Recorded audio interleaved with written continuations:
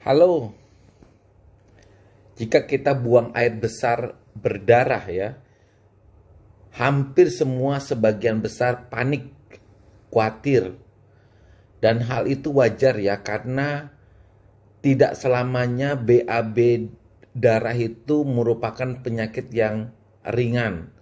Tapi ada juga kondisi yang cukup berat dengan adanya BAB darah atau ditandai dengan BAB darah, yaitu salah satunya adalah kanker pada saluran pencernaan kita. Nah, memang tidak selamanya kondisi BAB darah itu merupakan kondisi yang berat. Umumnya sih merupakan kondisi yang ringan ya.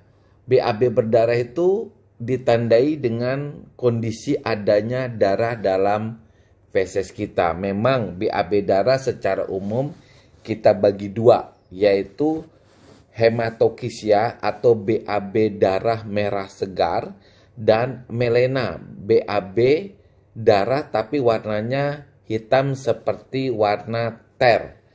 Nah, hematokisia itu merupakan tanda bahwa terjadi pendarahan pada saluran cerna bagian bawah, terutama daerah usus besar kita.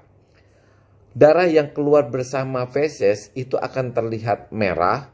Hal ini terjadi karena jarak antara sumber pendarahan dengan lubang keluar darahnya terlalu dekat sehingga warnanya masih berwarna merah segar.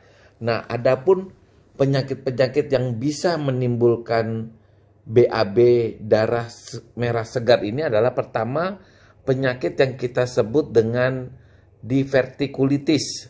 Itu merupakan radang atau infeksi pada kantong-kantong kecil di daerah usus yang tidak normal ya, atau yang kita sebut dengan divertikula. Nah, biasanya kita bisa mengetahui ini dengan suatu pemeriksaan yang disebut dengan kolonoskopi. Kemudian ada radang usus, di mana usus nampak mengalami peradangan. Biasanya BAB kita itu terasa nyeri sekali di daerah perut. Lazim kita sebut dengan penyakit Crohn atau kolitis ulceratif. Kemudian ada juga kasus yang mungkin cukup jarang, yaitu polip usus. Nah, polip usus ini memang jarang disertai BAB darah, tapi kalau dia mengalami perlukaan, dia bisa mengalami kasus dengan salah satu cirinya adalah BAB darah merah segar.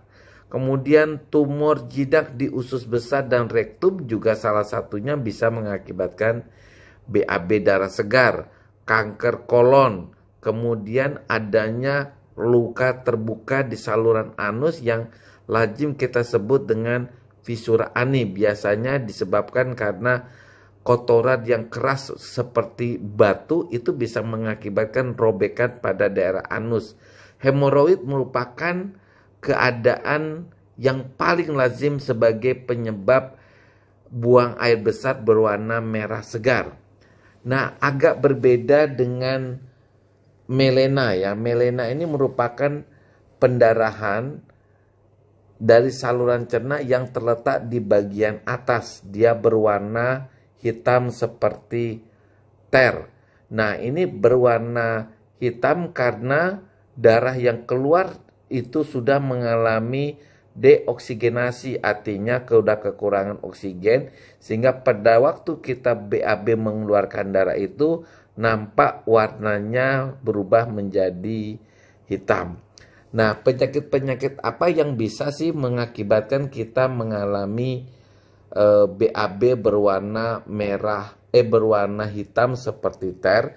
Misalnya adalah penyakit yang disebut dengan varises oesophagus, di mana terjadi pelebaran pembuluh darah vena di daerah kerongkongan kita. Biasanya pada penyakit-penyakit yang disebut dengan serosis hepatis, yang pada umumnya bisa disebabkan karena alkohol ataupun virus hepatitis B dan C.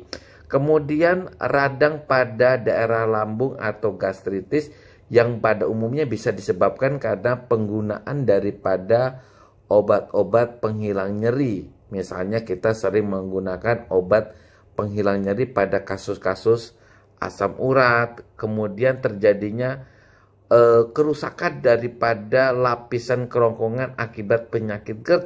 Walaupun kasusnya cukup jarang, tapi osteovagitis bisa juga menimbulkan keluhan BAB berwarna hitam.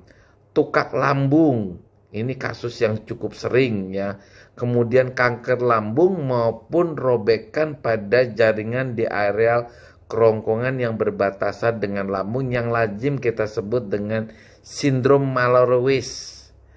Tapi kita tidak membahas ini, cuma kepentingan dalam video ini adalah rekan-rekan bisa mengetahui apakah darah yang keluar daripada perut kita ini berasal dari bagian atas lambung ataukah bagian bawah perut kita, agar kita lebih bisa melakukan terapi dengan lebih tepat.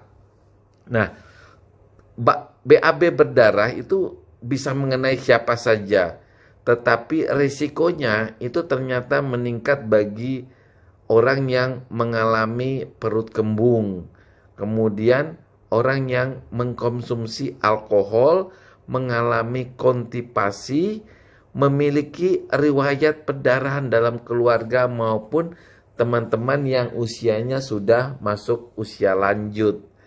Kemudian biasanya gejala BAB berdarah itu tidak selalu cuma gejala BAB. Misalnya ya, orang yang mengalami BAB berwarna merah segang biasanya juga mengalami keluhan seperti diare, demam, kemudian frekuensi berubah pada buang air besar, sakit perut maupun penurunan daripada berat badan. Tetapi bagi pasien-pasien yang mengalami BAB warna hitam justru mengalami biasanya muntah darah, mudah lelah, pusing, dan pingsan. Lalu, apakah orang yang mengalami BAB darah ini wajib untuk dirawat di rumah sakit? Ya tergantung kondisinya ya.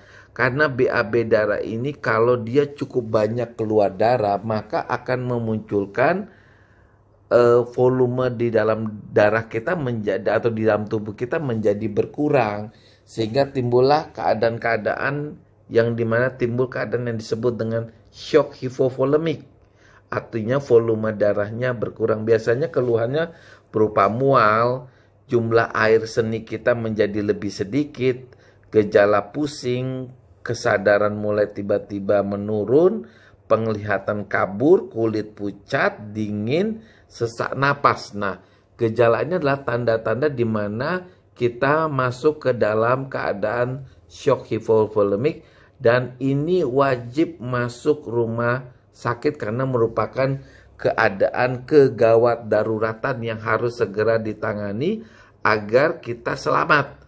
Intinya kalau timbul keadaan seperti ini pada saat kita mengalami BAB darah, baik darah segar maupun hitam, itu tetap harus dirawat di ruang perawatan khusus, atau kalau tidak ruang perawatan biasa, di mana kita harus segera mendapatkan penanganan dengan segera. Nah, biasanya untuk memastikan sumber pendarahannya, kita melakukan pemeriksaan endoskopi dan kolonoskopi. Biasanya kalau BAB-nya darahnya bersumber dari saluran pencernaan atas, kita memakai alat yang disebut dengan endoskopi, tapi biasanya kalau dari bagian bawah kita memakai alat yang disebut dengan kolonoskopi. Nah, pengobatan daripada BAB darah ini meliputi pertama adalah atasi keadaan emergensinya. Biasanya kita memberikan infus dan transfusi darah sebagai tindakan pertolongan pertamanya. Kemudian tindakan berikutnya adalah tindakan melalui terapi endoskopi. Di sini biasanya untuk kasus-kasus tertentu seperti misalnya varises oesophagus. Kemudian pemberian obat-obatan seperti antibiotik, kemudian obat yang bisa menurunkan produksi asam lambung, kemudian obat-obat penghambat beta juga bisa digunakan untuk menekan kasus-kasus atau darah yang keluar lebih banyak. Kemudian untuk kasus-kasus yang bisa disebabkan misalnya kanker kolon, kita bahkan bisa melakukan pemeriksaan kolostomi agar bagian daripada kolon yang mengalami pendarahan itu segera mengalami penghentian. Nah, komplikasi daripada BAB darah tentu adalah pertama anemia, jika darah yang keluar lebih banyak daripada kemampuan produksi daripada tubuhnya, bisa mengalami shock jika volume darah begitu banyak yang keluar, bahkan kita bisa kehilangan kesadaran. Nah, rekan-rekan, itulah terapi daripada atau pengertian daripada apa yang disebut dengan BAB darah. Jadi di sini dokter akan lebih menekankan pada bagaimana rekan-rekan bisa mengetahui atau dengan cara apa, melihat apakah BAB-nya berwarna hitam atau merah segar agar kita bisa mengetahui di mana letak daripada sumber pendarahannya. Dengan demikian tentu pengobatannya jauh lebih baik dan jauh lebih tepat.